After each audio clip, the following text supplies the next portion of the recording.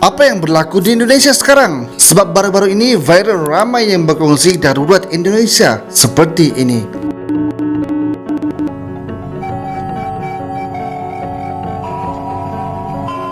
Ianya dah menjadi tren sehinggalah sampai ke Malaysia dan menjadi tanda tanya apakah yang dimaksudkan dengan darurat dan kenapa rakyat Indonesia protes dan begitu mengambil berat perkara tersebut sehingga ada seruan untuk turun di jalan raya. Kita akan share dalam video kali ini, jadi tengok video ini sampai habis.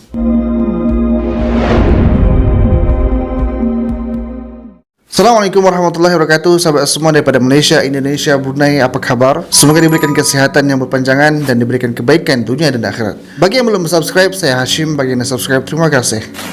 Baiklah sahabat semua, baru-baru ini viral di media sosial mengenai paparan peringatan darurat yang di-share oleh ribuan rakyat Indonesia. Ia juga menggambarkan ada perkara besar yang bakal berlaku, sehinggalah kita yang berada di Malaysia ini pun tertanya-tanya dan ingin mengikuti apa yang sebenarnya berlaku. Kerana Indonesia dan Malaysia ini saya boleh katakan sejak adanya TikTok ni, ia dah menjadi seperti satu negara. Kerana apa yang berlaku di sana kita tahu dengan cepat, dan apa yang berlaku juga di Malaysia mereka juga tahu dengan mudah. Apa semua apa yang berlaku di sana sehingga wujudnya seruan untuk turun di jalan raya ialah berlakunya cubaan mendominasi, menguasai jawatan-jawatan ketua menteri, ketua daerah dan berbagai lagi jawatan yang hanya terdiri daripada orang-orang politik, ahli keluarga ataupun kenalan mereka sahaja. Bahasa mudahnya, wujudnya kelompok di kalangan orang politik yang mahu mengawal pemilihan kepala daerah ataupun singkatannya sebagai pilkada, yang mana jawatan yang dipertandingkan dalam pilkada ini ialah yang pertama Gibina, timbalan Gibina bagi wilayah itu. Kalau di Malaysia ni seperti ketua menteri ataupun menteri besar lah begitu. Yang kedua ialah jawatan pemangku raja ataupun bupati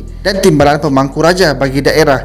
Kalau di Malaysia ni pegawai daerah ataupun DO. Dan yang ketiga Datuk Bandar dan timbalan Datuk Bandar. Untuk bandar iaitu ketua wilayah lah bagi kawasan bandar ataupun perbandaran. Untuk pengetahuan sahabat semua, sebelum ini pada tahun 2014 Dewan Perwakilan Rakyat Daerah ataupun sebutannya DPRD, kalau di Malaysia sebagai parlimen lah, telah memutuskan pemilihan ketua menteri dan lain-lain itu dikembalikan secara tidak langsung ataupun dipilih kembali oleh ahli parlimen daripada DPRD daripada kalangan mereka, dengan pakaran parti yang menghantar wakil kena ada 20% wakil dalam Majlis Perwakilan Rakyat ataupun 25% jumlah undi dalam kemenangan kerusi DPRD. Dan keputusan itu secara tidak langsung telah pun disokong oleh 226 ahli parlimen Indonesia. Maksudnya orang politik lah yang memilih mengikut perkiraan mereka siapa yang dilantik untuk menjadi ketua menteri, siapa yang dilantik untuk menjadi pegawai daerah dan sebagainya. Sehinggalah kebanyakan yang terpilih adalah ahli keluarga, kenalan ataupun orang-orang yang dikenali sahaja di kalangan ahli politik ni. Bahasa mudahnya pakai kabel lah. Tak ada kabel susah nak dapat kerja ataupun masuk jadi penjawat awam. Kau nak masuk exam ratusan kali pun tak lepas, kiranya susah untuk dapat kerja lah. Jadinya perkara itu menyebabkan banyaknya lah suar dan tidak bertanggungjawab di kalangan mereka yang dilantik, sebab mereka begitu selesa. Dan asbab keputusan itu ianya mengecewakan beberapa pihak, terutamanya rakyat. Keputusan itu dilihat sebagai langkah mundur dalam bidang pembangunan demokrasi. Maka terdapat usaha untuk membatalkan keputusan itu melalui semakan kehakiman di Mahkamah Perlembagaan. Bagi sesetengah parti lain, pilihan raya wilayah tidak langsung ataupun langsung dianggap sahaja sama bagi mereka. Namun bagi rakyat di sana, dengan tiadanya pilkada, ia dah pun hilangnya hak rakyat untuk memilih siapa yang mereka mahukan memimpin kawasan mereka. Jadinya sahabat semua, pada tahun ini Mahkamah telah pun mengeluarkan keputusan untuk sesiapa sahaja boleh bertanding untuk merebut jawatan ketua menteri dan timbalan ketua menteri, meskipun mereka bukannya daripada kalangan parti politik. Bahasa mudahnya, calon bebas pun boleh ikut bertanding merebut jawatan tersebut, termasuklah rakyat sendiri.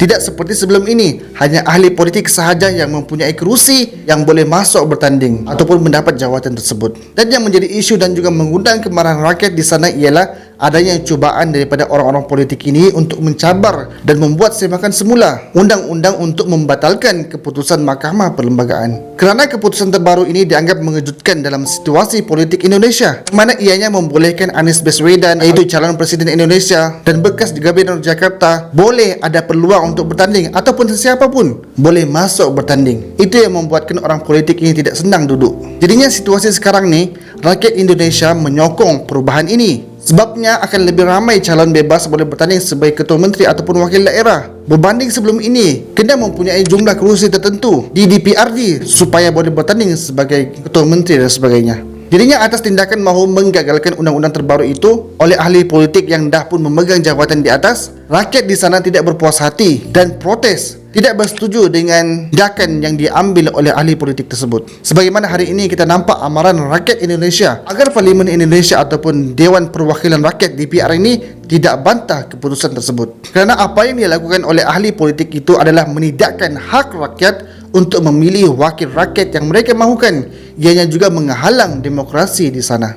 Jadinya perkara ini memang dianggap perkara yang besar sedang berlaku di Indonesia. Mereka mahukan perubahan dalam pemerintahan agar dapat meningkatkan ekonomi, dapat membuka peluang pekerjaan yang lebih adil dan luas, yang mana ianya bukan hanya diisi oleh kroni dan juga anak-anak beranak mereka, pemimpin politik di sana, dengan menggunakan talian kabel, yang hasilnya banyak rasuah, ekonomi turun, rakyat terpaksa keluar daripada negara sendiri untuk mencari pekerjaan di luar negara, bagaimana yang banyak berlaku hari ini, kerana jawatan tersebut diisi oleh orang-orang yang tidak berkualiti. Jadinya jika perkara itu diteruskan oleh ahli politik yang memerintah sekarang, mereka melawan mahkamah yang telah pun diputuskan, maka rakyat Indonesia akan turun ke jalan untuk protes dan mencabar kerajaan sedia ada yang dipimpin oleh Prabowo dan juga kroni-kroninya. Bahkan terdapat banyak komen yang mengatakan Indonesia akan menjadi seperti Bangladesh, iaitu rakyatnya melawan pemerintah sehingga kerajaan jatuh. Untuk pengetahuan sahabat semua, apa yang berlaku di Bangladesh ialah setelah berakhirnya penjajahan Inggris atas India, maka dipecahkanlah negara tersebut mengikut agama. Bagi yang Muslim, ianya jadi Pakistan,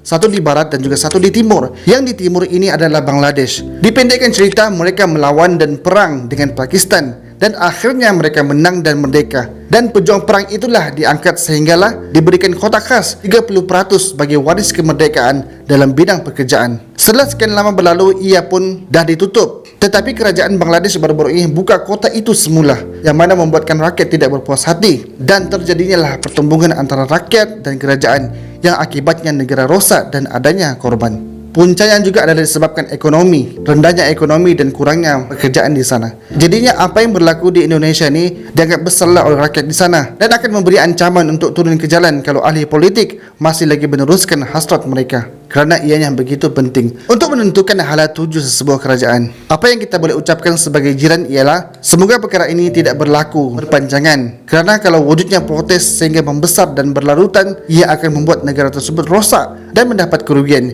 juga akan memberi kesan kepada kita, iaitu rakyatlah. Jadinya kena cari jalan dan juga solusi terbaik untuk menyelesaikan perkara tersebut. Lebih-lebih lagi, Indonesia adalah sebagai sebuah negara Muslim. Dan juga kita sama-sama beringat dengan pesan baginda Nabi SAW, akhir zaman akan wujudnya pemimpin yang pendusta. Sebagaimana hadis Nabi yang bermaksud akan datang kepada manusia tahun-tahun yang penuh dengan penipuan dan tipu daya. Kata-kata pendusta dibenarkan, dipercayai dan didustakan percakapan orang yang benar. Diberi amanah kepada pengkhianat dan dikhianati orang-orang yang amanah.